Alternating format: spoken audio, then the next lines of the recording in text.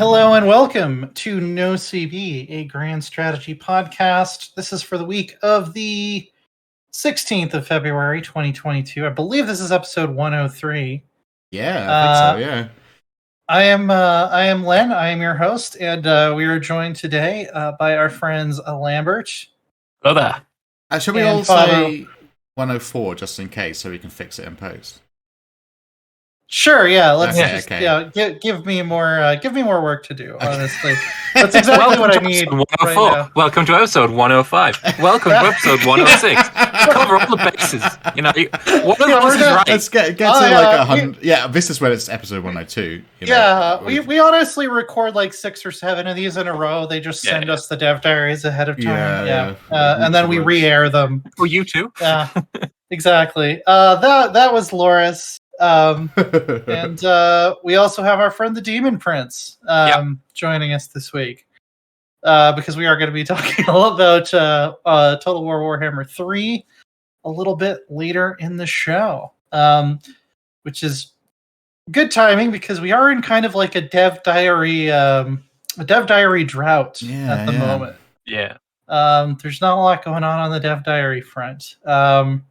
But we did get a Victoria 3 dev diary about Decentralized Nations and how those are going to differ from, just having large areas of the map that are essentially not unpopulated, but not politically relevant, which is how all the previous Paradox games have done it. Yeah. And I don't know if there was like a lot of like new info we didn't know yet in this. But it's cool to see the map. Obviously, I think this is a much better way to do it. You've seen this before, though, I'm pretty sure. Like, you've already seen all the American natives. Yeah. Kind of seen it, but it does just... I don't know, it feels like this dev diary really could have been a part of several earlier ones.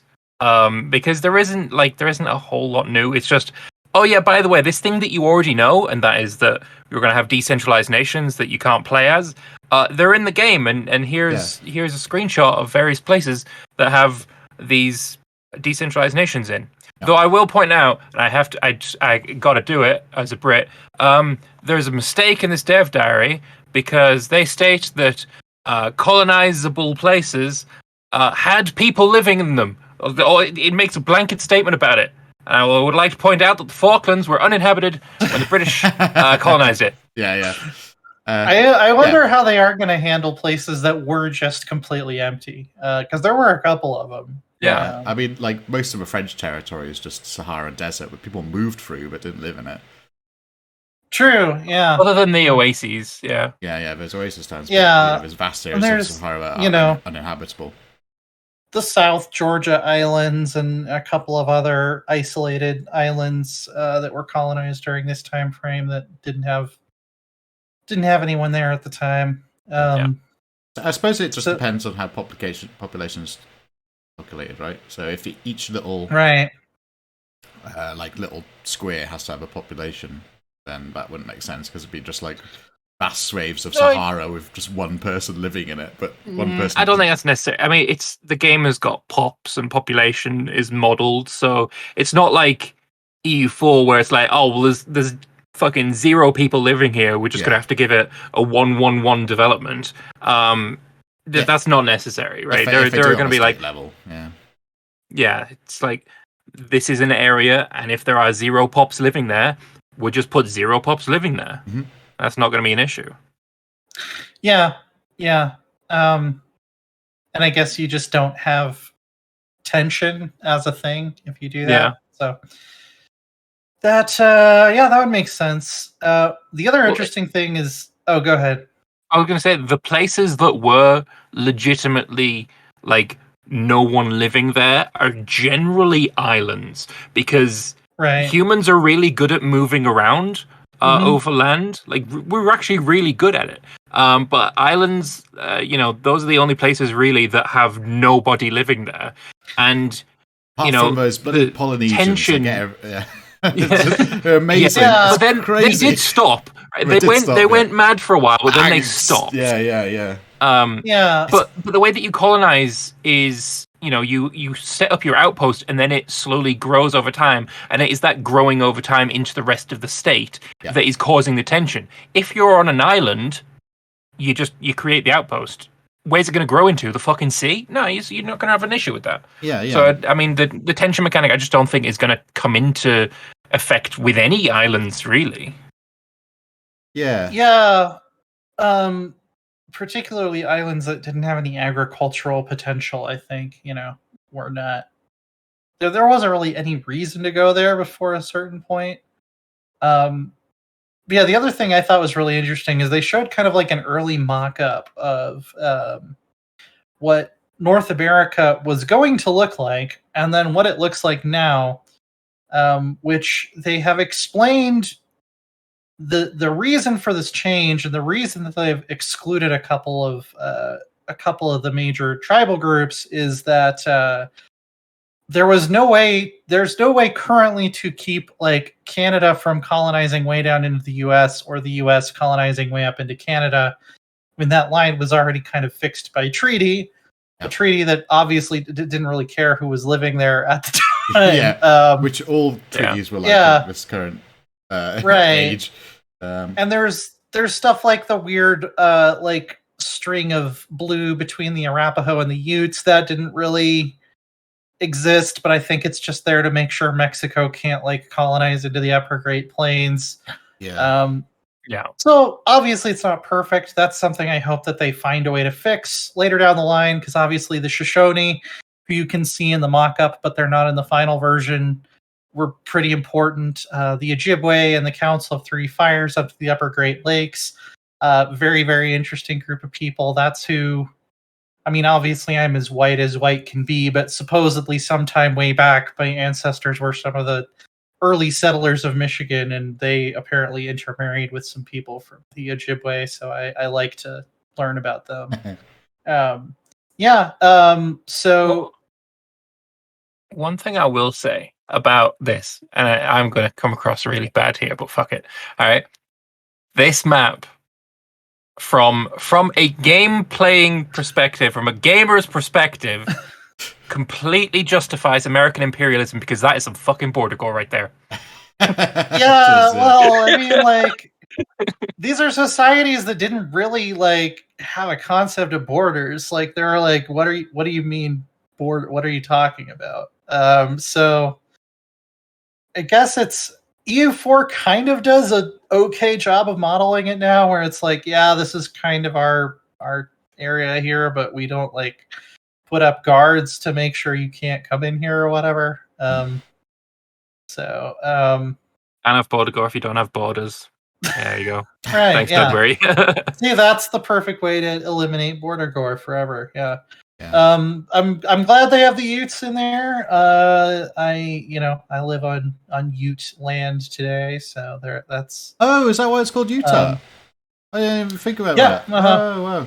Or I guess the new Chiu is actually a better name, because I think Ute is one of those where it basically meant enemy or something in the language of the people that we ran into first. I think there's a couple of common Native American names that are like that, where it's like we ran into people who hated them before we ran into them, and they were like, oh yeah, those are we call them the fucking assholes. Like that. I know that happened a couple of times over the course of it's the same kind of thing as this. What do you call this? We call this river. Yeah. Oh, so this is the river. Great. Yeah. There's a bunch of those in Britain as well. Yeah. Or like, didn't Welsh originally meant like foreigners, right? Or like people who don't talk. There's a lot of debate about like what it means. It either means like a wield, which is for strip. Okay. Thorn. There's a lot of potential etymological reasons why it's Wales in English and Cymru in Welsh. Cymru is just fellow countrymen, basically. Right. There's a lot of debate of why there's a divergence between the two names and why they're so different. Yeah. Right. Interesting. England's a really easy one because it's Angle land in pretty much. Yeah, but you know, it's. But how did the Angles get to be called the Angles? Yeah. Ah, see. Just really love geometry. Huge fan of it. Big fan of geometry. Yeah. Another one that I don't know if this is true, but I heard somewhere that the reason it's called England and not like Saxland is because the House of Wessex were Saxons and they didn't need to get the Saxons on their side, but they did need to get the Angles on their side. So they started calling themselves Anglo-Saxons, and the country ended up becoming Angland instead of Saxland, just because it was like to placate the Angles and make them think that they don't need to go have their own kingdom. I don't know if that's true, but I heard that somewhere. Yeah, it would be interesting if it was Saxland instead. They showed New Guinea, which is definitely probably one of the hardest places on Earth to model in a strategy game that uses provinces as its main, like paradox style provinces as its main subdivisions. Because there's more languages in New Guinea, I think, than anywhere else in the world for like land area or whatever. I've heard that. And I can just imagine the fucking new guy joining Paradox. It's his first week, and then as the joke, they're like, "All right, here's your job. Go map New Guinea languages. Have at it. I'll see you in a week." Well, Australia is similar, and I remember when they did the Australia rework for EU4, they mentioned that to accurately represent Australia, you would need to have like 1 million provinces that are all part of their own culture group, because there's all these Aboriginal languages that aren't related. I think New Guinea, a lot of them are related, but there's still a ton of them. They mentioned one of the when you download Wiki, like half a game file is the size is just going to be Australia and Papua New Guinea. Yeah, exactly. They mentioned one of the ways that they balance this is that like they won't add another like sub-state to a decentralized nation unless it would have enough people in it to be relevant in like a native uprising. Yeah. So if you have to draw the line somewhere, I think that kind of makes sense. It means that there's going to be some areas that are weird where like it cuts off at a line that the Comanche have like that straight border at the edge of Texas or Oklahoma. I think that is actually Oklahoma.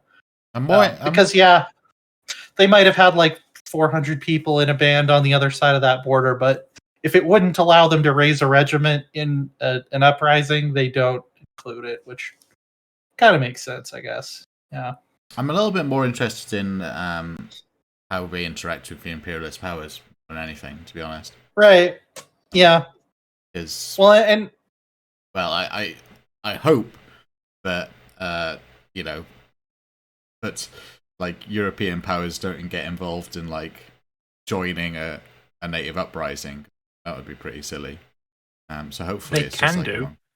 It sounds like they can. It sounds like it is a diplomatic play, but I don't know what. I think you have to have a declared interest in the region to do it. See, that sounds silly to me. France just couldn't randomly decide that they're going to support the princely states in an uprising against the East India Company unless they already had a declared interest in India. Yeah. But you can only have a limited number of. So no imperialist power would do that, right? Like a fight in Africa, like say if you're France and England, Britain even, and you're not fighting for the rights of native Africans, you're fighting over who gets to rule over the native Africans, right? Right, or you might just do it to like stop, like to stick it to a rival power. Yeah. Well, I hope in that case there's some bad things that happen to your own country. Because if you're on a sort of anti-imperialist crusade and you have a load of colonies, hopefully, I would like to see some sort of like some sort of, I don't know, radicalization of your own colonies, going, hold on a second, wait a minute, you can't be an anti-imperialist crusader and own, Burma. Like, you can't do that. Yeah, I think a lot of it'll come down to we still haven't seen how naval war logistics work yet. Because I think, if you're playing as like a European great or like major or great power, and you're like, oh, I'm gonna go support the independence of like some natives that the British are oppressing somewhere, it's like, well, the reason you couldn't really do that historically is because the Royal Navy wouldn't let you. So, yeah. I think that when we see how that's actually going to work, like how moving troops around the globe is actually going to work and opening up new fronts, that might be the answer to why and also, can't just that just didn't happen. Decide to get involved. It was just ideologically not what imperialist powers were doing. Like, everyone was so obsessed with imperialism at this period of time. But we didn't really have that. The entire notion of having national independence for countries is completely alien to West European brains. I would like to see, rather than that, it's like situations like the Great Game, where nobody was supporting the independence of Afghanistan. They were supporting their player in Afghanistan. Between Russia and America, and the end result was, of course, Afghanistan got independence de facto, but it was not independence. It was an independence on the terms of Britain, with the kings that Britain wanted to have on the throne. So, which is the closest I would ever think of any of these periods, any sort of supporting. I don't think of many, that's for sure. Yeah, no, certainly none in Africa. There was plenty of colonial the thing wars. that was coming to my mind was the various North American tribes either helping the British or the Americans in the War of 1812 or the Revolutionary War. Yeah, it's well over that's what was coming to mind. But this is well after that. So there's no instance of that happening. Yeah. I mean, the Apaches were still fighting the U.S. government well into like the 1800s, but I don't. Someone could correct me if I'm wrong, but I don't think there was ever a case where it was like, okay, like Mexico is going to arm these Apaches to fight the U.S. Like the Mexican government didn't like them any more than the U.S. No, government. Exactly. So, Mexico was an imperialist power in the same sense, but America was an imperialist power. So, like. Yeah, I don't know. I very much don't like. I'll keep an open mind. I'll see how it turns out. Yeah, that's kind of my thing with it. Is like, I can see what you're saying, where like it doesn't really make sense to do an anti-imperialist crusade. I can see some instances where it might make sense strategically if you just want to cut down a rival. Yeah. Which, didn't really happen much historically, but I could see an instance in Vicky 3 where I would want to do that. Yeah, but if you've got colonies and you're saying, say if you're France, and you don't want to have Britain having more colonies, you want to weaken Britain for whatever reason, or Germany, probably a better example. And you've got like all of North Africa, and you're going, but I'm going to support the independence of the Congo.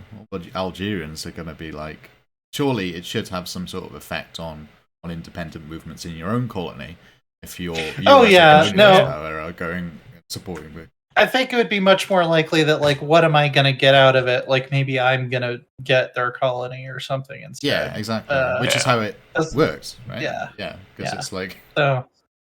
Especially no European power was supporting independence, they were supporting, our different ownerships, basically. Especially like if your country hasn't discovered egalitarianism yet, like that wouldn't make a lot of sense that like you believe in self-determination. But but mind you, even like early communists and early socialists, they didn't really clear into the old anti-imperialism into basically after World War One.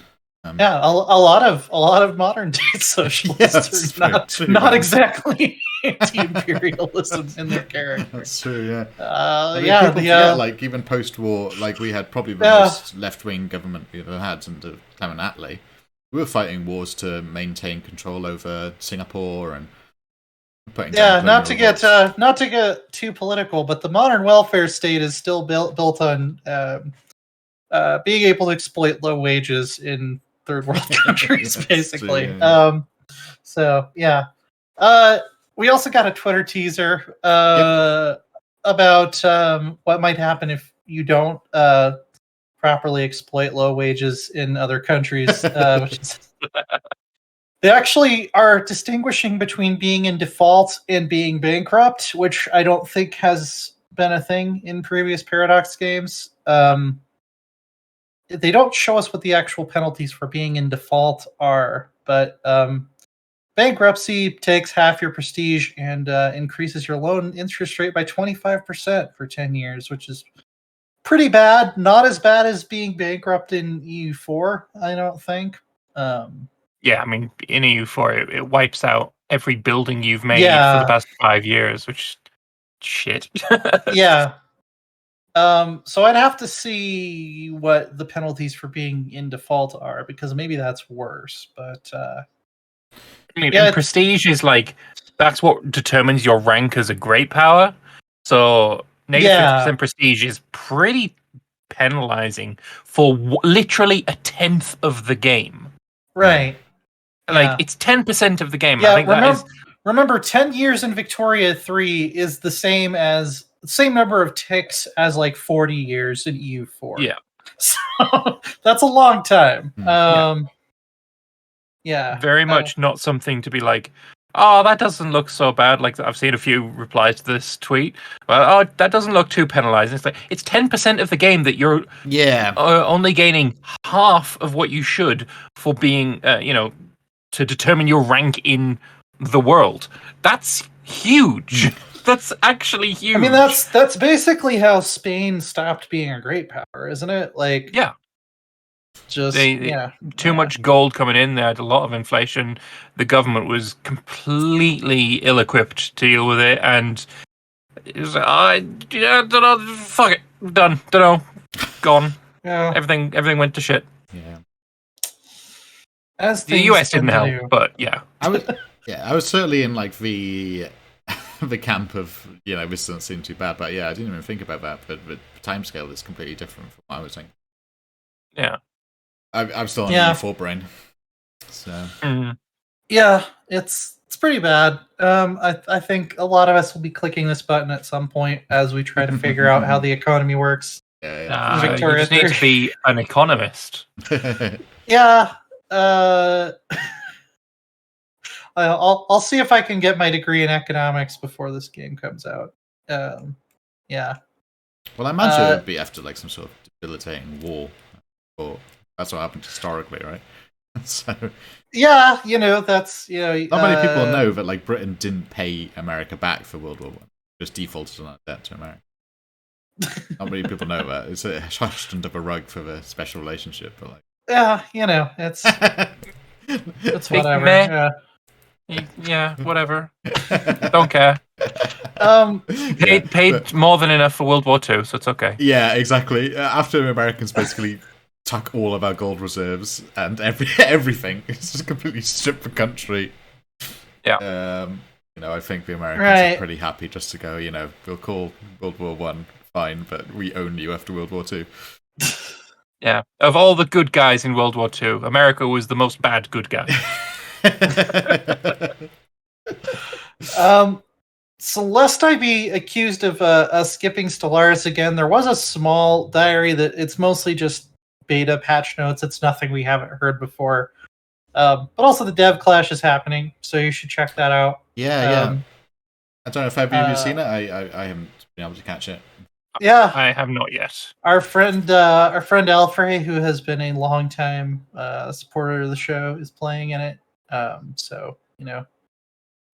First dev clash in a while. I need to get caught up. I haven't really I've never really been able to keep up with the dev clashes when they're happening, honestly. I usually watch the archives later. Yeah, it's a pet. Sometimes I can. I generally watch the dev clashes in pre-release games. Like, if they have a dev clash before the release of Imperator, I watch that one. Before the release of Stellaris, I watch that one. When they do hot code before the release of a big DLC for EU4, I'll watch those ones. But if it's just like, I can play the exact same thing you are, and it's like, I don't watch Let's Plays anymore. When Emperor came out, it was the hot code that we got to play with. So the code remained hot for a while. It's just, it was still hot a few weeks later. I was still burning my hands on it. I still haven't played vanilla EU4 since before Emperor, so it doesn't fucking matter to me. Fair enough. Yeah. So CK3 and Hearts of Iron, I believe, are both on a dev diary hiatus right now, so we won't be really hearing a lot from them in the near future. So it gives us more time to talk about Warhammer and I don't know, whatever other games are out. I didn't get to rant. Did you talk about much about CK3 last week? I missed last week, so we did talk a fair bit about it. Yeah. Wait, no, I wasn't here. Was I here? I can't remember. You were here. Yeah. I was here. Yes, you were here. Yeah. Have you played much with Royal Court? Yeah, I played a fair bit. Yeah. It's I don't know. I'm a little bit underwhelmed by it. I could see why people are complaining on Steam. I don't think I didn't have to pay for it, so put that straight on the open. But I think I paid £30 for it. I think I just don't like RPGs. I think that's what it is. I don't like inventory management, and it seemed the entire thing is inventory management, and like my least favorite bit of the RPG. I put a poll on my review for Royal Court that was, at this point, is Crusader Kings 3 more of an RPG or more of a strategy game? And 56% voted that it was more of an RPG. Yeah.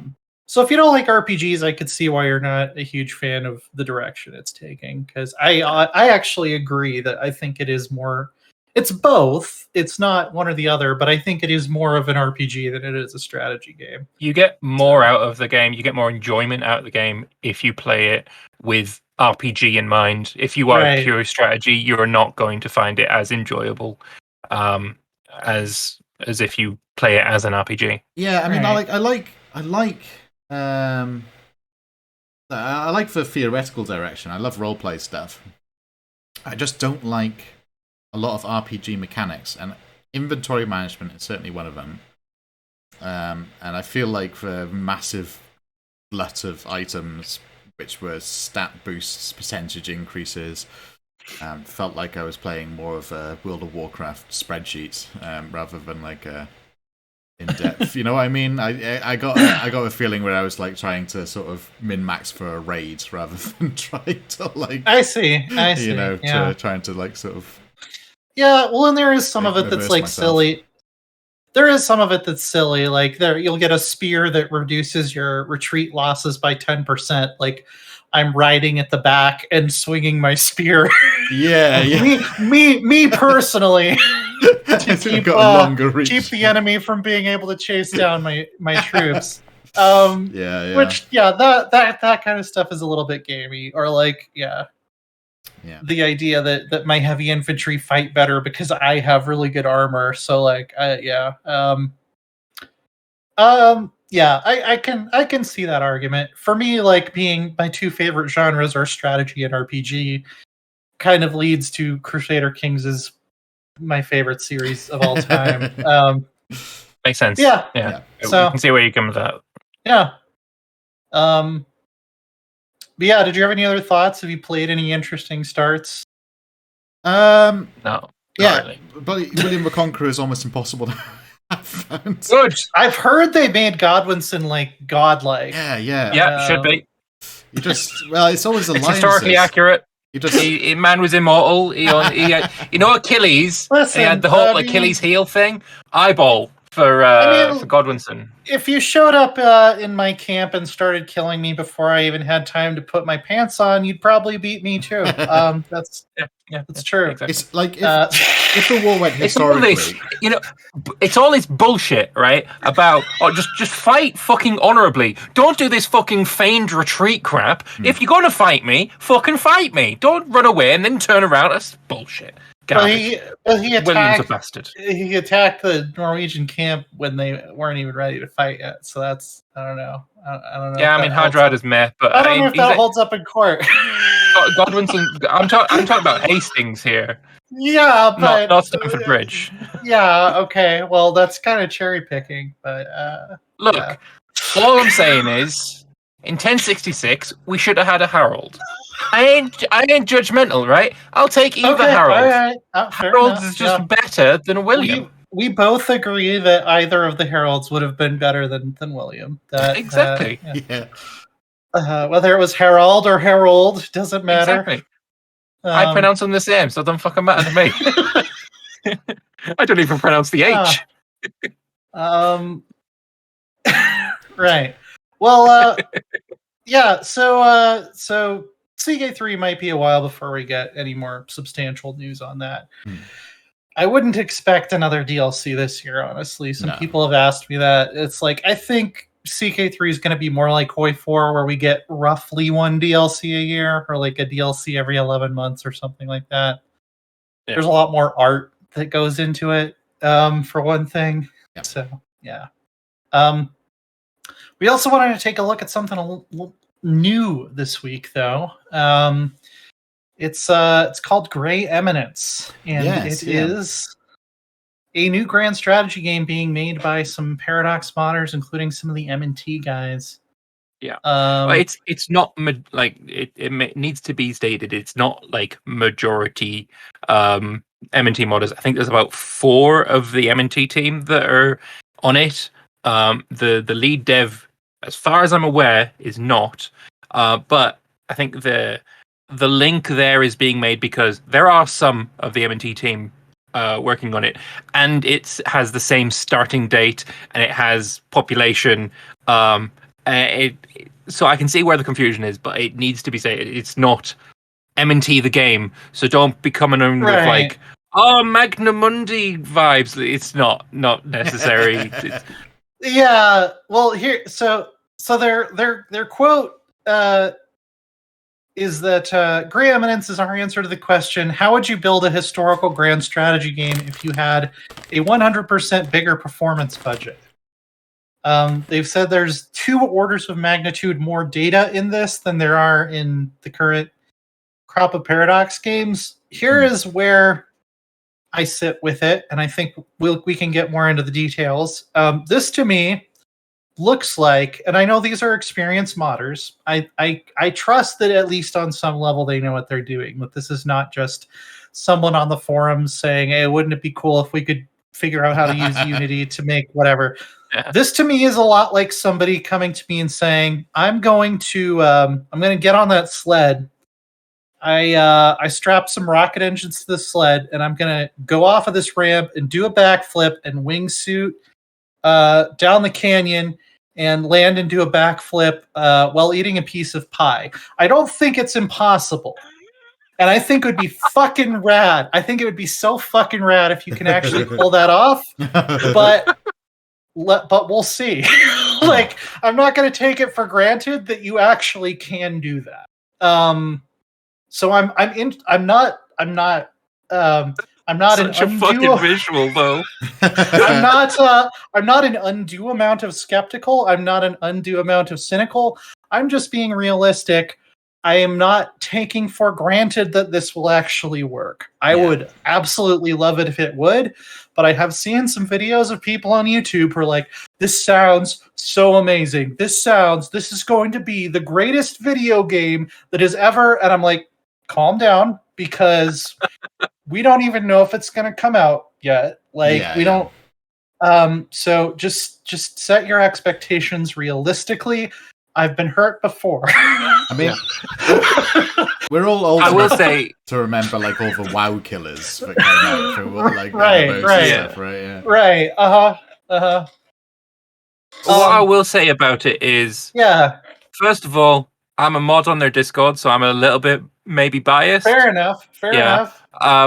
The thing that over any other bit of this announcement that worries me is, well, firstly, I think, like Lord Taris is saying in chat, the time frame is wild. 1356, great start date. Ending in 1956? The fuck? Yep. See, I like the time period. I mean, it's great, but like, how are you? How combat? How? Don't understand how. It's shorter than CK2 Charlemagne. If you played from the 769 start date, believe it or not. Technology changed between 1356 to 1956 is orders of magnitude more than the amount that technology changed between start of Charlemagne to 1453. That's it is wild. It is wild. It is. I like it. I mean, I like the time frame. I think it makes sense. It's ambitious. I think it makes sense from a narrative perspective. It's basically, you got the Black Death is kind of coming to an end in Europe. It's sort of the collapse of the Yuan dynasty in China, and the Ming are about to rise. Well, it's the start of the Papal Bull, right? That's the 25th of December 1356 is when Mayo and Taxes starts, and it is the Papal Bull. Like that's the kicking off point.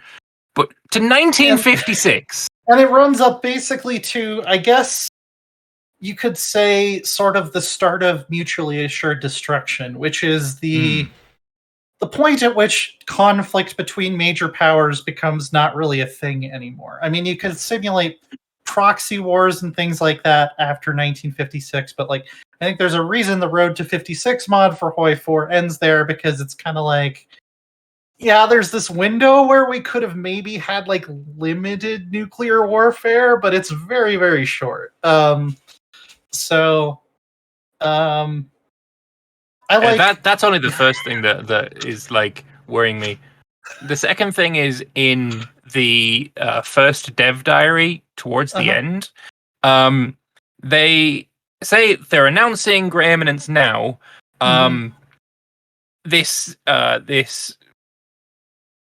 project has been a self-funded thing, and they're kind of using money from their savings and their family savings and their friend savings, and they say they use the word exhausted.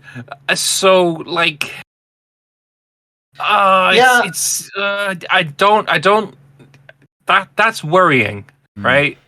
It's like we've used all of our savings and our family savings and our friends' savings, and now we're out of money. So now we're going to announce and try and fan fund it, which, there's a lot of hype around this right now, so maybe that's going to be doable. I'm just... well, and they did say they're open to finding a publisher if it's the right publisher. I think that might be the better way to go, as much as I prefer, like, not having to deal with big publishers. Like, the idea that, like, if this doesn't work out, I would rather that a publisher be out some money than like a bunch of patrons be out some money. But also, I think, if you go into it with the right mindset, I'm not going to discourage you from supporting this, because this is a game that I would love to see happen. I would love to put my finger on the scale to increase the chances that it will actually happen. Just imagine I'm going to get an email about this from Paolo. I mean, in about 2 years' time. I can't support you. Oh no. Not gonna get into that. I can't. It would be a conflict of interest with like my freelancing and stuff for me to actually support this. But I hope their Patreon does great if that's the route they do, and I hope that they put out a great game at the end of it. I mean, I have a lot of hope and desire. I want to see this succeed, because having a competitor for a Paradox title is a great thing. Yes. I really hope that we get this and it works and it is successful. That is a big deal. I think Paradox needs more competition in this genre. Yeah, I think they need people and creative assembly of extent, and slivering games right. to a lesser extent, right? But they need their feet held to the fire a little bit. They need some people with different design sensibilities to shake things up, because I think Paradox games right now are like, they're the best strategy games out there, but they're still set in their ways in a couple of ways that I think will continue to hold them back. And I've talked about this on Twitter here and there over the years. But I think especially with the design of a game like EU4, there will always be more room for the genre to grow as long as Paradox is set on the design goals that they currently have. So I'm glad to see some fresh blood and tackling the genre with some new ideas and maybe killing some of the sacred cows that Paradox is unwilling to kill. Particularly comes to mind the idea that collapsing empires is not fun, which I 100% disagree with. Same. Their second dev diary is about population. Interestingly, they're modeling social class, religion, culture, and also gender. So there could be cases where you lose too many men in a war, and then that cripples your economy for a while, or later on in the time period, you might have to be more permissive about what jobs are allowed to be filled by which people of which gender. I could see that being a thing. And it just means you've got more granularity to your war crimes. Yeah, there you go. They talked a little about their mortality system, how you can have diseases that disproportionately affect children or disproportionately affect the elderly. Which is interesting. It is really interesting. Like having, I don't know, like even Victoria doesn't model children. Victoria 2 only modeled adult males. Right. Victoria 3 is going to model adult, it's not gender, is it? It's adult dependents. Workers and then dependents. This is like, we're going to have children, we're going to have men, we're going to have women, we're going to have the old people. It's like, it's pretty... There's ambition there. And I think if you're a new studio coming up with your first thing, like, ambition is good, but it needs to have it tempered at the same time. Yeah. But if you don't have the ambition, there's nothing there to temper. Yeah. So it needs to be there. Well, I think it's good to see it. It's sort of a good model is a Patreon model, right? You think of other games that are massive in scope, which are successful, like things that first come to mind is like Dwarf Fortress, which is funded by donations of Patreon now. So if you want to have a sort of ongoing development with a huge scope and big ambitions, Patreon is probably a pretty good model to financially finance it. Yeah. I mean, here is what I would actually expect. Is that, a year, 2 years, whatever, when this game comes out, I think what I would expect picking it up is that it is going to be better than a Paradox game in some ways and worse in other ways. I don't think it's going to be the ultimate. I don't think it's going to be a Paradox killer. I don't think it's going to be the ultimate best grand strategy game ever. I think it's going to focus on different things, and it's going to do some things better, and it's going to do some things not as well. Partly just because Paradox has a lot of institutional fundamentals of game design or something that is like very hard to learn anyway other than experience, I think. And there might be things you didn't think about because you're focused on big new ideas. I think that's ultimately why At the Gates kind of fell flat, because it was entirely focused on big new ideas and it forgot about these building blocks that actually made Civ good in the first place. So yeah, that's sort of my outlook on it. I think they're not going to do weekly dev diaries. If the dev diaries are, maybe once a month, we might talk about all of them. I don't know if we will talk about all of them. Yeah. I will be. I'm going to be starting to cover it on my channel. Nice. Yeah. It's one of those things where, the best thing about it is, like, the third, fourth paragraph in the first dev diary, it says quite clearly, no mana points. So I'm fucking sold. You know, I'm sold. Yeah. I'm sold. It's great. Yeah, for sure. Game killer. It's gonna be great.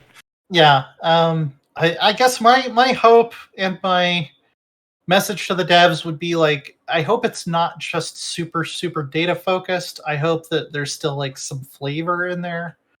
And it's not just like a really, if it ends up playing like a really interesting tech demo, that's like the worst future I could imagine for it. Other than I don't want it to be Aurora 4X. Yeah, exactly. I feel like it's going to be deeper, but maybe clunkier than EU4. It needs an identity and it needs strong gameplay hooks. That would be something I would really encourage them to think about, is not just... I agree simulation over board game 100%, but it also needs strong gameplay hooks. I think Victoria 3, what we've seen of it so far, is a great example of how to build strong gameplay hooks into your simulation. So it just needs some warfare hooks as well. Yeah.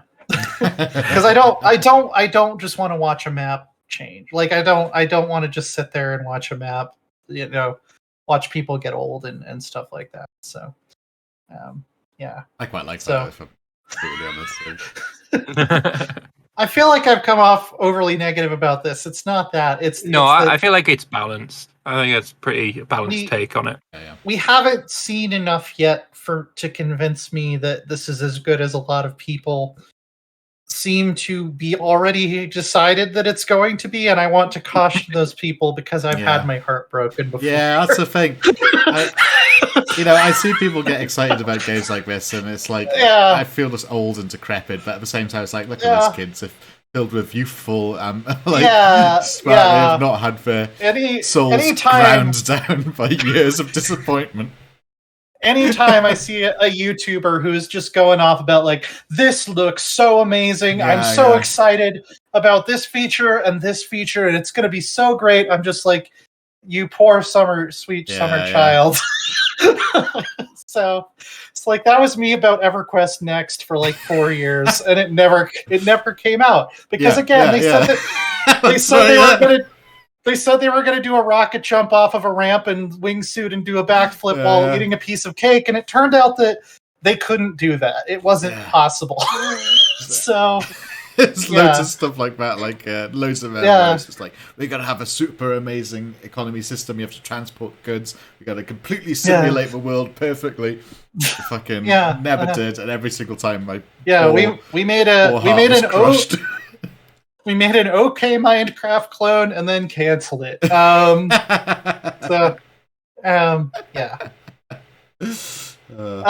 talk about Warhammer 3. Yes.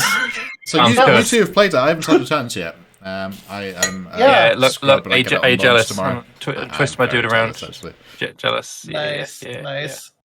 Yeah, I love the Demon Prince customization. I wish they would do this for every faction. Yeah, I want to be able to name my lord and like pick their appearance and maybe even paint my regiments, because that's what Warhammer is. So, but for the people who aren't aware, what Len is talking about there is, you say, these wings, I've got the model of my Demon Prince in plastic. It's like, I like these wings. You know what? Maybe I like some wings of pestilence instead. So I'll have different wings. On my right arm is just it's all arm like. So maybe I'll just have a big scythe, fucking whatever the hell you want to call that, head swap, because why not? Paint him a different color, because why not? Yeah. Maybe I want some hooves. This is Warhammer. This is everything that Warhammer is to me, as somebody who has been into Warhammer for like 2/3 of my life. When I glue my models together, I don't follow the instructions, because that's boring. Your head swaps, your weapon swaps, anything to make it unique and your own, and they've added that to Total War Warhammer 3 in a very limited capacity. I like Glenn said, I want this system when I'm looking at this guy, right? I want to be able to swap his sword for an axe. I want to give him a shield. I want to give him, a cloak. All of that kind of stuff. A different head, different colored horns, all of the different things would just be cool. And like even like they added regiments of renown. Like I this might not be like pie in the sky dream wish list stuff. I would love it if I had like a unit of Empire great swords that like slew an ogre tyrant. Like let me put like an ogre skull on their banners because that's the kind of stuff you do when you're kit bashing Warhammer models. Is like these guys are ogre killers, so they have ogre skulls on their shit. Yeah, so, like with this guy that I got up, Gothnak Axbane, right? He's currently wearing an enchanted shield. Yeah. Where's his shield? What happens if I take this shield off him? Nothing happens. And it would be cool if it did. Very naked Tzeentchian horror here. How about I put the armor on him? Nothing changes. I want him to change because that would be cool. Also, we could just put him on a disc of Tzeentch or not. From what I've seen, is that they do evolve, though, don't they? These lords, they evolve into more exalted demons and stuff. The heralds can become an exalted demon, I think, once they reach rank 15 or 16 or something. Yeah, so that's cool. Yeah, I think like he kept a great unclean one sort of thing, right? As Nurgle, which seems pretty interesting. Again, like I said, I haven't played it, but you had a good chance of playing Chaos stuff. What have you two mainly been playing, basically? This guy. Demons is my jam right now. Yeah, I completed 3 campaigns. My first one was the Demon Prince, which is still probably my favorite. And then I did Scrag with the Ogres, and I did Cathay with Miao Ying. Those are the 3 I've actually played all the way to the end with. Yeah. Which for Warhammer 3 for the Rifts campaign, I think that's about what you'll get out of it. I think it's really fun the first 2 times. It was starting to get kind of stale the third time. And after that, I was like, I'm just going to wait for Immortal Empires or whatever, because it doesn't quite really work as a sandbox that well, because there's rifts popping up everywhere and demons coming out of them constantly, and you're having to be pulled along by the story at a pretty fast clip. I wouldn't have minded if they had slowed it down a little bit, to be honest. Yeah. You can finish the game. My record was 133 turns. Like if you get good RNG in Realm of the Sorcerer and you really go for the Demon Prince souls very tenaciously and don't get seduced by Slanesh's bullshit. I mean, what I will say for Slanesh's bullshit is, oh my, is it tempting? It is so Slanesh. Yeah, Tzeentch is like, oh, we're just going to teleport from island to island. It's like, yeah, that's Tzeentch, but like, meh. Khorne, you have to fight a bunch of dudes. Yeah, that's Khorne, but nah. Yeah. Nurgle, you're just going to take attrition unless you're in a certain stance, which takes up a bunch of your movement, which is very Nurgle, but fuck, I hate it.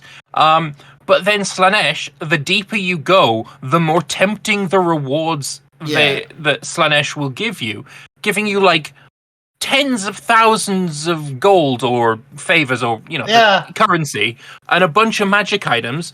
That is so Slanesh. Yeah. Although I think it's like universally agreed that Slanesh is the most interesting of the Chaos realms. It is. Right? Yeah. I'm gonna pay you 50 quid to fuck off. Yeah. I don't know if I should say this because it might be funnier if you see it for yourself. But the funny thing is the final ring is like not as good. Like you get down to like ring 1, ring 2, ring 3, ring 4. Like the rewards get better and better and better, and then ring 5, which is the last one before you fight the boss, it's like, well, you already turned down the really good stuff, so take it or leave it. If you were here just looking for better rewards, fuck off. It's to simulate ennui. That's what it is. That's what it's. Yeah, exactly. So, it's still good, but it's not as good as the reward from the second to last ring, which is the like, holy shit, this would change my entire campaign if I took this. So, the thing is, you cannot really ignore the rifts, because if somebody else in the world gets all the souls and then wins the game's over. It's a bit like the Vortex if everyone was forced to give a shit about the Vortex. Yeah. I think you can keep playing even if someone else wins. I mean, they're going to get a big advantage that I don't want to spoil once they finish that final battle. If they do it before you, I think you can keep playing for a domination victory, which is just like you have to own a certain number of regions and you have to destroy all the other big named factions. Yeah. But I didn't really feel a desire to do that, especially if you're like playing as Kislev. It doesn't make sense. They'd be like, yeah, you know what? Fuck Urson. We're just going to conquer the world. We don't care about him. He was kind of a shit god anyway. So, well, yeah. So, yeah. Lambert, it looks like froze, maybe? Yeah, I think Lambert's internet just had a hiccup. Oh. Yeah, I mean, like, some of the stuff that I've seen, and I quite you'll have to sort of explain the corruption mechanics now to me a little bit, because from what I've seen, corruption has been basically changed quite radically, right?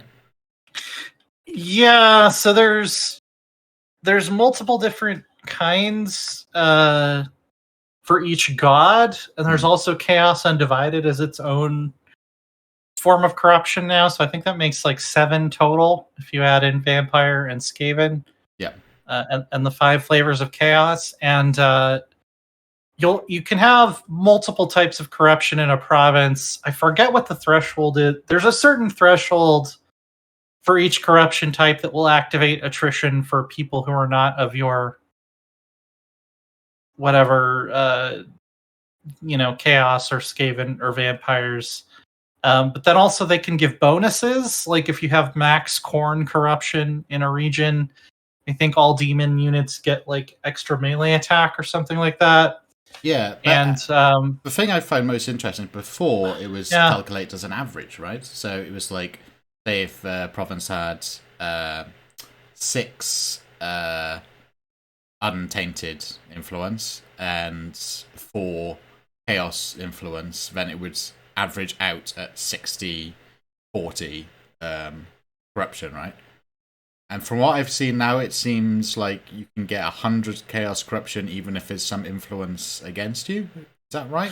Yes. So untainted, or I think still just reduces all corruption. Yeah. Untainted isn't like its own form of province modifier. It just reduces all corruption by a certain amount. Yeah. But yeah, you can have like 70 Khorne corruption and 70 Nurgle corruption in the same province. And you'll be getting a proportional bonus from both of those. But as one type gets higher, it reduces all the other types. Mm-hmm. So like if you have 100% Slaanesh corruption, one of the things that does is it reduces all other forms of corruption by 5 per turn. Yeah. So it kind of evens out, where I think you can maintain 2 types at 100%, but you can't do any more than that because they'll start to cancel each other out. I'm back, by the way. My PC crashed. I don't know what happened. Oh, it happens. Yep. Great. Well, we were just talking about the new corruption mechanics. Yeah, ogres. I really have had a lot of fun with them. They're not my favorite campaign-wise, but their roster is. I mean, lead belchers are just such an awesome unit. Just I quite like cannon camp mechanics too. Cannon infantry. Yeah, the camps are like kind of they didn't end up being as cool as I thought they would be. Because like it's cool to be able to put down a city in enemy territory, but you just end up conquering everything around it anyway. Like if there was a stronger incentive to actually put camps in enemy lands and keep them there, like you're extorting the local area instead of conquering it, that would be kind of cool. But see, what I find more interesting is putting in allied territories, especially if you're playing co-op. I wouldn't like the idea of, like, say if my friend's playing cafe and I'm playing ogres, having a camp in cafe seems pretty fun. I quite like that idea. And it also feels very ogre because they're very mercenary, right? So if you slap down a camp in an allied territory, it seems pretty good. But I don't know how that plays out in game if people get pissed off if you camp them in hands. I haven't tried that. Yeah, I haven't played co-op with the ogres yet. So, or I did actually play one co-op game with the ogres, but my ally was also an ogre. so it didn't really matter. Yeah, I've only played the ogres in battle. I haven't played them in the campaign yet. Yeah, they're a lot of fun. I'd like to finish a campaign before I start a new one, or have 2 at the most going at the same time. And at the moment for me, it's demons and Kislev. So yeah, I've started like 4 that I didn't finish. I started a Kislev campaign. I started a Scarbrand campaign. I started an Ikari campaign. And I started a Kairos campaign, and I have not gotten beyond like 50 turns on any of those. So. That's exactly why I stick to not having, because I do the same thing, right? If I start more than 2, then it'd be like I am just going to start again instead of like continuing. It's it's better. Yeah, I always start new campaigns constantly. Pretty bad. But, one other thing about corruption too, I feel like it's something that's never talked about, and I think it's one of the more interesting things about Warhammer 3, to be honest, is the changes to corruption. The graphical changes look way better. So in previous titles, as you're spreading corruption, it expands out from the city, right? And it only hits the borders when you hit 100 corruption. Now, when you're playing the vampires, you're spreading corruption, and you never really hit 100%, because there's a lot of places that have naturally untainted areas. You end up having a sort of polka dot effect of corruption. It's the same if you're playing Chaos. So say if you're playing Morathi, you conquer Ulthuan, you just sort of have polka dots of flames around different cities, and then as the outer areas, it ends up just looking stupid. It would be much better if you conquer Ulthuan as Morathi, the entire country looks tainted. One thing I would like to is when Mortal Empires, if Morathi gets Slashi corruption instead of Chaos and Divide corruption. She should right? That. Yeah, she really should. Yeah. I imagine that's going to be the case. But now, rather than having that polka dot effect, now correct me if I'm wrong, when you reach a certain threshold of corruption, the entire region becomes graphically Slaaneshi or graphically Nurgle. I think it does still spread out from the settlements, but when the entire province is corrupted, the entire province looks corrupt. Yeah. Oh, I suppose that's just because you can dominate and get 100%, right? Rather than it just working out as an average. Right. Usually most provinces will end up either having 100% corruption or no corruption. They don't tend to rest at somewhere in the middle. Yeah. So, which I imagine from a sort of a gameplay point of view feels really good if you're playing as Nurgle and you turn entire swaths of chaos or even a Kislev into sort of a green moldy goop. So that's very satisfying, I imagine. I conquered all of Kislev as the Demon Prince, and it was it was very there's lots of blood. Wait, no. The blood DLC is not out yet. That's not blood. It's Ribena. It's Ribena. Yeah, exactly. Just the rivers of Ribena. Full of it. Yeah. Yeah. The skull, the massive 20-story tall skull that is crying Ribena. There is the Ribena fountain. Is also about 20 stories tall. These are. It can't be blood, because that would raise the ESRB or what the fuck it's called. It's not blood, not yet. Yeah. Ribena for the Ribena. As soon as the DLC's out, then it's blood. Yeah. Ribena for the Ribena god.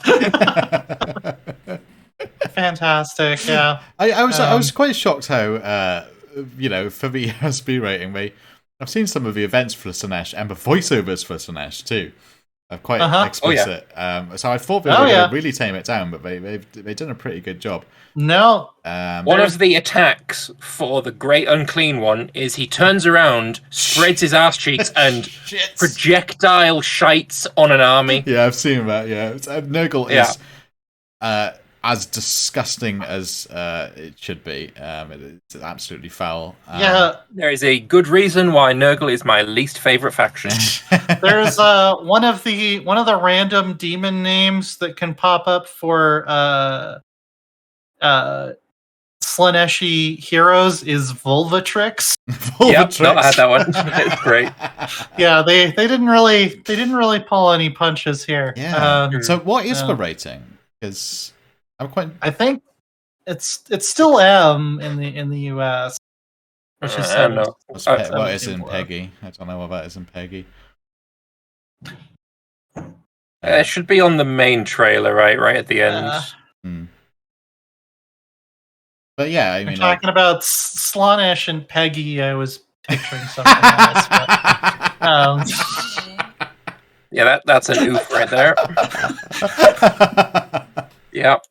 Listen, you know what? Don't knock it until no. I am neither knocking it. Let's just leave it there. Yeah. Let's leave it there. But yeah, they didn't seem to pull punches. I think that was pretty good. I quite like that.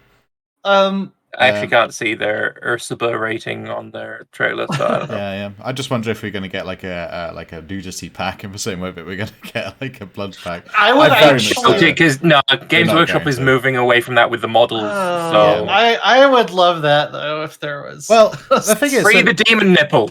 Yeah, but like I understand like Games Workshop, but they don't do it for Slaanesh. Slaanesh is still like quite erotic. Yeah, no, the new Demonette models have got bras on. Oh, have they? Yeah. They still got the vagina portal though. Surely they can't. Someone will mod it. Someone will mod it. I mean, I don't know what you mean, but all the look, as long as the vagina ball isn't between legs, then it's not. Then it's fine, right? Yeah, true. There's going to be mods Assembly for do it independently too, because I various things. So there'll be old models, especially for like Drykia and stuff. Like they would just look like stupid. I quite like, especially the way done with a lot of independently stuff. I think the new stuff looks better. Should be sort of crazy, evil looking. Sort of like a tormented tree spirit should look like a tormented tree spirit, not like a sexy lady in a wood mech. Right. You know what I mean? Well, like, that's why I've never really liked the Dark Elves, because it just looks like it's like a fantasy chainmail bikini. Like it looks like a bad power metal album cover. Yeah. But the reason I like Slaanesh is that it's like it's like transgressive in a sort of like fuck you way, not in a like this is supposed to make you titillated way. Like it's just like this is, it's a we're doing this. That's what it is. We're doing this to disturb you, not to turn you on, and that's why I think it's different, and that's why I love Slaanesh so much. Yeah. Counterpoint. The models are marketed to 13-year-olds. True. Yeah. So. Yeah. Look, boobs is it's a big draw when you're 13. I get to paint boobs. Big draw, but it's like 8 boobs and instead of nipples we've got eyes, that sort of thing, which I think is. No, the eye nipples are very Zinch. That's not a Slaanesh thing. Yeah. So. But I think I think it's been a pretty good job of. The models, the in-game models look really cool. As for sure. They've nailed it again. Though I will say, I do not like the Soul Grinder. It is not a thing that should be in fantasy. Yeah, don't like it.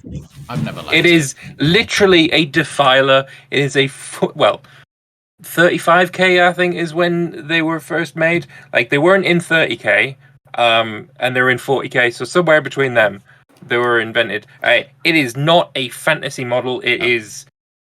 It should not be in the game. Have you finished the campaign yet, Lambert? No. Okay, because there's a lore reason for them to be there, but I don't want to spoil anything. That makes it even worse. They're basically invented during the course of the campaign. I don't like my Chaos Armies having robot legs. I think that's my only gripe with it. I kind of agree with that. But it vaguely makes a little bit of sense for Khorne because they have some heavy armor, like the Juggernauts. Like if they'd made the Soul Grinder of Khorne look a little bit more like that, then I could probably look past it. But it doesn't make sense for Nurgle or Slanesh or Tzeentch to have anything that remotely looks anywhere like that. No. I do not like it. Certainly it Nurgle, should not be a thing. Who does metalworking in Nurgle?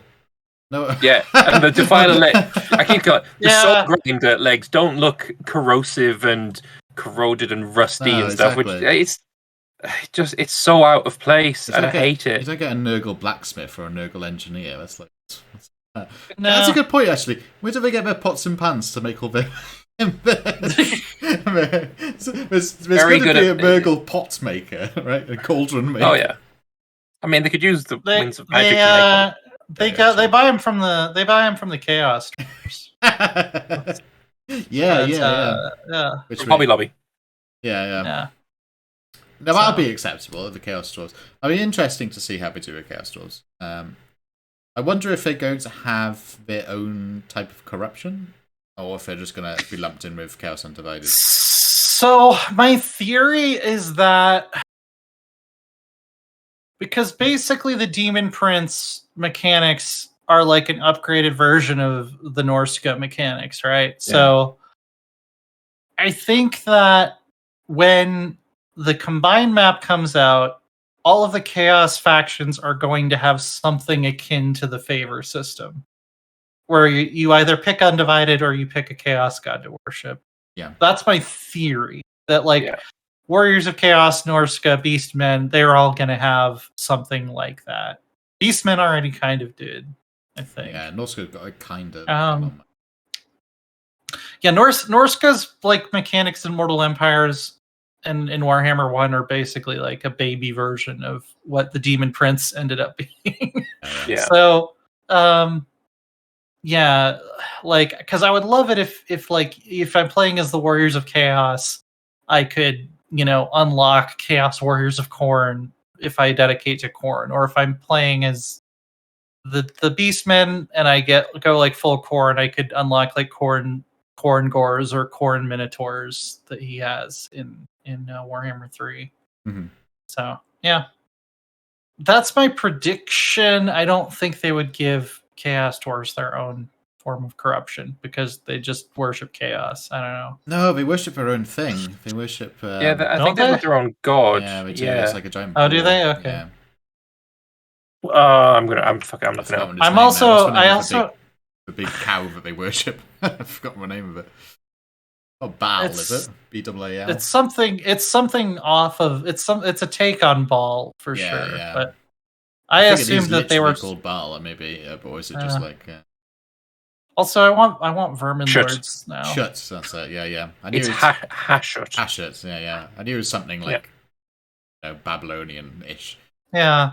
The Father of Darkness. Yeah. I want them to add Vermin Lords for Skaven now too, which is the greater demons of the Great Horned Rat. Because we have all the other greater demons, so they should get their own greater demon. That's dangerously end times. I'm not sure I'm about any of that. It's there's already actually hints to the end time stuff because the faction that Nagash is a part of, his acolytes have very particular emblem on their shields, and that is in the game, that emblem on the shields. So I imagine at some point down the line we're going to get some kind of Nagash DLC. Oh, there will be a Nagash DLC. I'm willing to bet on that. Yeah, I see. While I am very much not a fan of the end times and Age of Sigmar can go fuck itself, that Nagash model is just delightful. I can't wait to see it animated. Yeah. I mean, I'm not entirely against the end times. No, I don't like Age of Sigmar, but I hate Age of Sigmar. Yeah, end times is fine. Yeah, I mean, it wasn't fine. Yeah, there's a lot of stupid, ridiculous crap in the end times, but Well, here's the multiple thing. characters they just forgot about. But end times on a Total War map could be interesting because you're not going to have random stuff that says well, the fans voted that Grimgor can kill anyone, so he's just going to murk a bunch of lore characters who are way stronger than him. I mean, I'm a big fan of a Skaven, and I'm happy to admit the end time is basically Skaven fanfic. It's just pure bunk, badly written, rushed garbage. I love how stupid, but that's one of my things I love about Skaven mode. A lot of this stuff is absolutely ridiculous in Skaven, but Skaven society is stupid and chaotic and doesn't make a lick of sense because everyone's fighting each other. I love that sort of craziness. Skaven has never been my favourite faction. I mean, they've always been... When I was first into Warhammer, Skaven were not popular, like, at all. They were one of the least popular factions. And I stopped being, like, super into Warhammer for a while. And when I came back, everyone was, like, fucking fawning over Skaven. I don't understand it. I missed the point where we're supposed to be liking Skaven. Well, Skaven, like, I missed that genesis, and I'm past it. I still don't like them. Fuck Skaven. Worst faction. I think you have to, like, be into other bits of Warhammer before you get into Skaven. I think that's what it is. Like, I didn't enter. Nobody goes into Warhammer going, "Oh, Ratman! I love Ratman! Crazy science and weird, like, backstabbing society." Nobody goes into it. Everyone goes into it going, "Oh, I love dwarves." But, oh man, these Bretonnian knights are cool. I like those. Empire seems cool. And then as you get into it and you start reading the lore and stuff and you go, man, these Skaven are so fucked up. I love them. It's so great. So I think that's why... I missed that Genesis point.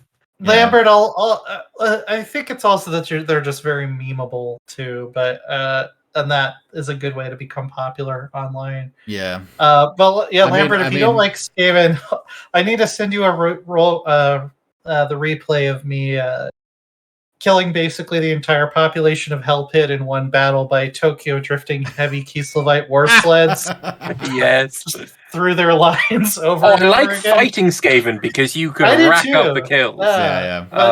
I do like some of the the magic in Warhammer 3 is, oh boy, that pendulum. Oh yeah, Pendulum's always been great. Yeah, it's got a buff. It's got a buff. Oh my god. You can straight up wipe out, like, tier 5 units of infantry with one pendulum if they stand still. It was already powerful enough. Oh, it's mad. That was one of my favorite spells. I mean, I do like Skaven aren't my favorite. I do like some of how stupid some of their tech is, like the giant spinny like the death wheel, or like, you know, the kind of like weird like warpstone shit that they build that's gonna blow up and kill everybody. It's the same reason I love lead belchers for the ogres. Like, cannon infantry is just such a stupid idea. But it worked. Like, they're lighting the fuse on a ship cannon and shooting it at you. And like the unit description says, like, they're all deaf and they're missing body parts because sometimes it just blows up, and you know, that's life. That's life. For a lead belcher. That's why I'm first going to play ogres, because that sort of craziness really appeals to me. I love it. Yeah. The part of the Skaven doesn't appeal to me is like, run away, we're cowards, we're all betraying each other. I quite like how they're all like spineless scum. But I love it. Appeals to the Welshman in you. I know, it's true. Run away, run away. Wow. It's alright. That was a tactic I wanted actually to run to the hills and then come back after the English had left. Well, we're going to have a guest on next week to talk about Warhammer 3, so this definitely won't be the last that we'll talk about Warhammer 3. And starting tomorrow, I'm pretty much going to be playing it non-stop. So. And Loris needs to play it first as well. Yeah. I think my takeaway right now is that, like what you can get right now, I would almost think of it more like a single-player RTS campaign in like a traditional RTS, where like you'll play it a couple of times and be like, yeah, that was cool. You know, got the souls. It's like the Vortex campaign. Saved the bear, killed the bear, whatever I decided the bear. It's good for about 2 or 3 campaigns, and at this point, it's like, I'm gonna wait for Immortal Empires. Well, it's the same with the Vortex. I did not like the Vortex stuff, and I just when Immortal Empires came along, I just back. I don't think I've played any of the DLC. In the context of Vortex, I've got all the DLC. I've just never. I haven't either. It. Yeah. I don't even like know... Lustria in the Vortex map. I wish they would take that Lustria and put it on the Mortal Empires map. I wish Alpha One was a bit further away from the coast too. Yeah, I am looking forward to seeing what they have for the map. Yeah, I think I'm looking forward to critiquing it.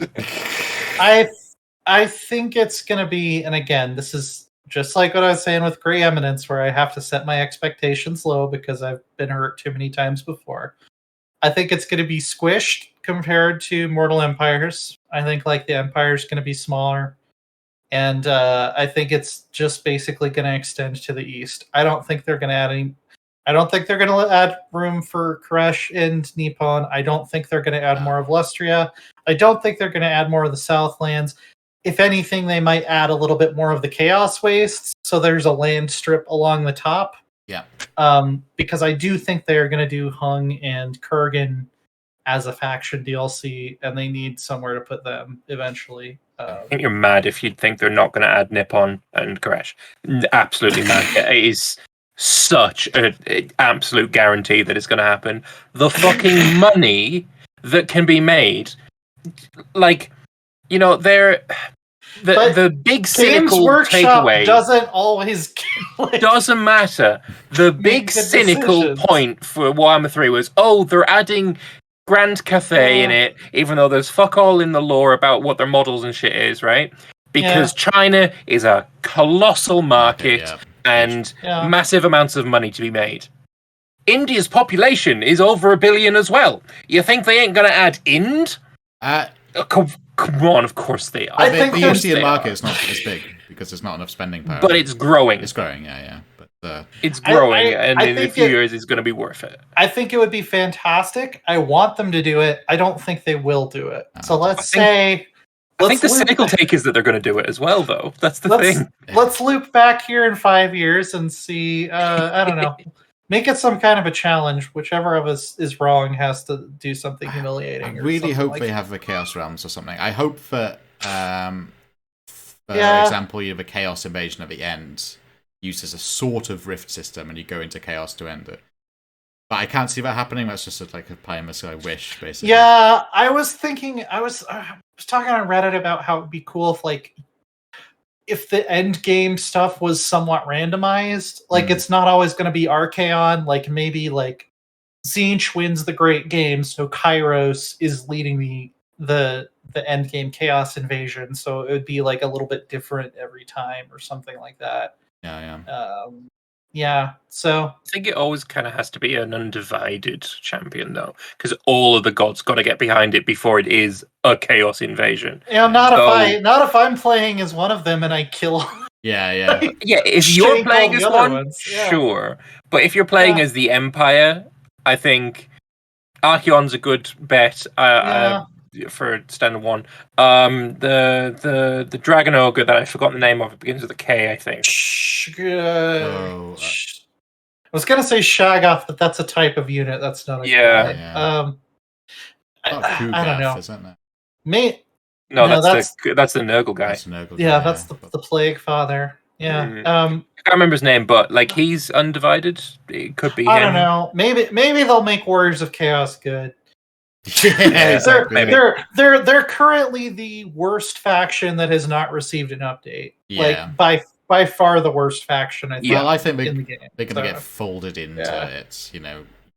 I think they're going to be their own faction. They're not going to be Demons of Chaos. You are going to be able to start as Archaon. They were a pre-order faction for Warhammer 1, and even when Warhammer 1 came out, they were the worst. Yeah. They were the worst out of the 5 That's that shipped with the game. I got it free because I horde mechanics are garbage. Yeah, they are. Yeah. Just so unfun. Kolek. There it is. Thank you, KZ. Yes. Kolek the Sun Sun Eater. K. Yeah, that's it. Not the Sun Eater. He's just Kolek Sun Eater. Yeah, as in father and Sun Eater. Yeah. My big prediction for the Immortal Empires campaign is I don't think they're going to do a globe. They're not going to have it wrap around like a cylinder. No. But I do think that if they don't have a portal or a shiny, glowy thing on the left hand of the map where you can sail your Lustrian army, you can sail your, Krokgar into this portal and have him appear on the other side of the map. If they don't do that, they've fucked up. Because if you have an Immortal Empires campaign and you are playing as the Lizardmen, what the fuck is the difference to playing in Warhammer 2? Because the Lizardmen, if they don't go west to find Cathay, they are not going to face Cathay ever. They're going to face Warhammer 2 factions that you've faced already in Warhammer 2. There has to be some way to get armies from one side of the world to the other. Yeah. I'm hoping that they spread the demons out a little bit too, because if they're all just attacking from the north, that's kind of lame. Like, no, I quite like that. I want to see demons. I want to see demons everywhere. Like, I want to see demons in the Southlands. I want to see demons in Lustria. I mean, because it's more variety, and they keep you on your toes. Like, they make you think about your armies differently, and I think that's good, no matter who you're playing as. What I think could be good is, you know how you can manipulate the winds of magic now?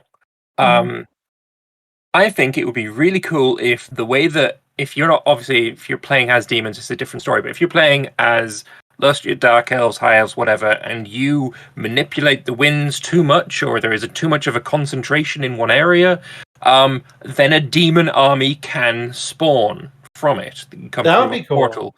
Yeah. That'd be an easy way of getting, you're playing down here, miles away from the Chaos Wastes. Well, you fucked with magic, and now it's come to you.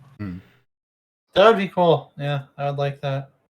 And obviously, the lizard men also need an update, because they're like the ancient enemies of the Chaos Gods. So they should have some sort of way to fight back. Yeah. I mean, dinosaurs are already a way to fight back, but, their whole geomantic web thing was never very good. So just redo that. Make it, that they're like the anti-demon faction. I would like that. Have them die in the Skaven plan to crash the moon into the Earth. See, I think you should be able to do that too. Didn't happen. I think you should be able to do that. It's really big. Yeah. In the campaign, like in the combined campaign, if you're playing as the Skaven, you should be able to build up to crashing the moon into the world. Yeah. Look, get all the biggest piece of warpstone that will ever and has ever and whatever crashed into the planet, landed on Mordheim, and that's it. Nothing bigger is ever going to come down. The moon ain't fallen. That's conspiracy nonsense. I ain't standing for it. Doing more interesting stuff in Mordheim would be cool. Just to see. Yeah. I tell you what, I would hope to, because at some point we are going to get an expansion to the Empire. Karl Franz is on the map. They're going to add Boris Todbringer as a playable. He's already on the map as well. He's already on the map. They're going to make him a playable. And along with that, DLC is going to have extra stuff. I want halflings. I just want halfling units. Yeah. Stirland, yes. Yeah. They have to be. Yeah, for sure. Maybe not playable, but units would be cool. Again, I think that would be great. I don't know if they're going to do. Games Workshop has just seemed like they want to forget that halflings exist. But they're so good. They've got a very small steam tank, and in proper halfling fashion, they mainly use it as a big cooking pot. They steam around. I've seen that model in person. It's glorious. Amazing. Wonderful. It would be great. It would be great if Games Workshop let them do it. I would put that one at like a 4 out of 10. Probability on whether or not I think Games Workshop will actually let them. Well, what else are we going to add to the Empire? Kurt, Andy Hall, writer, mentioned he's a huge Kurt Helborg fan, so I think that's probably likely. Fulton. I really want Middenland, because I love, screw Sigmar. I'm all for the cult of Ulrich. You'll get Boris. Boris is Ulrich going to priest. I would say. I want Ulrich stuff for Boris. So. I want Ulrich priests. I want Ulrich warriors. I want Ulrich everything. You already have Ulrich if you're playing as the Empire. When you retreat, it's like Ulrich's teeth. Retreat. Those aren't true devotees of Ulrich, because a true follower of Ulrich would fight to the end. In the moment of weakness, they don't turn to fucking Sigmar. They turn to Ulrich's teeth. So, if I at least get a priest of Ulrich as a hero, that would be great. But also some new units would be Knights of Ulrich. Give us all of the knightly orders would be great to have. Yeah. Although having said that, I mean, we got a few of them already. Which ironically made Empire Knights the strongest knights in the game, stronger than Bretonnia's, which was Grail Knights are a little bit better, I think, because that the 20%. There was more variety with Empire Knights. Yeah, but I'm pretty sure 1v1 they because they had one unit of knights that was anti-large and armor piercing, whereas the Grail Knights, I don't know, something like that. That was, in a way, the Empire was better. Empire Knight, like Grail Knights, I think have like 20% ward save, which is like it's pretty good. Big fan. And also they're gonna probably, obviously, we're gonna add Lamia for sure. Like that's just a given.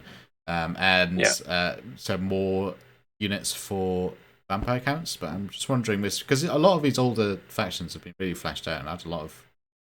So well, they've got way more units than any of the new factions. Yeah. Like the old factions, even without DLC, like Empire and vampire counts, dwarves have bigger rosters. Like the new rosters are much smaller. Yeah, and also they don't have much variety. I think that was probably one concern I've got. I guess like there's not much variety in the Slaaneshi units, for example. I think tiers of demonettes and tiers of chariots, right? The variety in gotta go fast versus gotta go faster. Khorne and Nurgle are in a good place, I think, in terms of unit variety. Slaanesh and Tzeentch could definitely use some beefing up. Their rosters are just not very full. Also, Legend of Total War pointed out that most factions have 3 heroes. Currently, the 4 Chaos Gods only have 2 types of heroes, so they're almost certainly going to get I mean, we know they're going to get DLC. Yeah. A new Legendary Lord and a new hero type. Interesting what we got. There's like a Shield Maiden for Khorne, which is something like that. Yeah, she's very cool. I'm curious what they're gonna do with Sigvald, because he really should be Slaanesh probably. And he's also a Norscan. Or Demons of Slaanesh versus a warrior that is dedicated to Slaanesh. He could go either way. They could put him as. But I mean that like Slaanesh already has the Slaanesh Marauders, which that's like that's his boys right there. With the big mutated arms like that, I think it would make a lot more sense to turn him into a Slaanesh Legendary Lord and come up with someone else. I mean, I don't know. Games Workshop have not made this easier because they keep changing what factions belong to what sub-factions of Chaos. Like, sometimes chaos is chaos. Like Norska, like, okay, now we're splitting up. Like, there's the Warriors of Chaos and then the cooler Warriors of Chaos. the less armored but have better mechanics Warriors of Chaos. Yeah, so I don't know. Anyway, we should probably start thinking about wrapping up because it's quite a long one. And it is a stuck you over 90 minutes. Yeah. We'll talk more about Warhammer next week, right? What have you been up to, Lambert? Where can people find you? I've been playing a lot of Warhammer. See, this game Warhammer is. Oh, let's talk about this. So, what is Warhammer 3? I've been playing a lot of Warhammer. But not so much streaming yet. But I will be streaming it again. Soon. Most of my time has been dedicated to Anbanar. I do a weekly multiplayer game on Thursdays. And I edit the shit out of these video streams to make them into videos. And I get one video every 2 to 3 days. So that's been fun. And also, I am making less money. Because before I would have a lot more videos go out. And even though they would do way, way less in terms of numbers and quality of video, just the sheer amount of more videos meant that I got more views and therefore more money. But this is nice because even though I hate editing, I do quite like the response that it's getting. And also starting on Monday, the D&D game that I am a part of is starting again after the winter break. And I've put the season 2 trailer in the chat if you want to play that, because Midgeman, our DM, he put a shit ton of effort into this trailer, and it's really good. It's impressive. Like, it's some high quality shit right here. So I don't know if you would like to play that would be really cool. And that is going to be on Monday at 6 p.m. GMT. If anyone wants to go and watch that over on the Component Cast channel, should be dope. I don't have a video. I don't have a scene set up for like YouTube, so it'll just clip and be weird. Next week I will set up a proper YouTube way so I can play stuff on stream. What have you been up to, Loris? Mainly just doing a few thumbnails. I got a few little drawings I've been working on for a little project. But most of the time it's been building and both my house and in Minecraft. So that's how cool I am. Just been playing. My friend set up a modded Minecraft server, so I've probably spent far too much time building shit with a mod called Create, which is fun. Yeah, it's always a bit embarrassing saying you play Minecraft, but fuck it, whatever.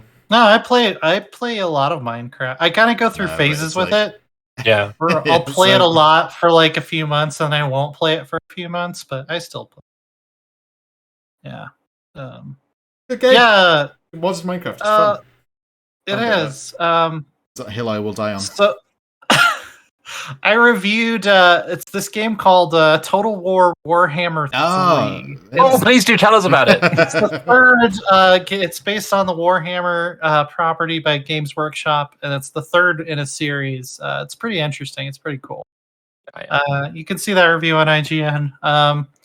Working on some other stuff as usual that I can't talk about. Some strategy, some not. I'm probably just going to disappear for a few days when Elden Ring comes out. I'm a big From Software fan, so that's the other big thing I'm looking forward to this month. Maybe I'll stream it. Who knows? And some Crusader Kings 3. I'm still playing some Royal Court as well. I need to play a bit more of that.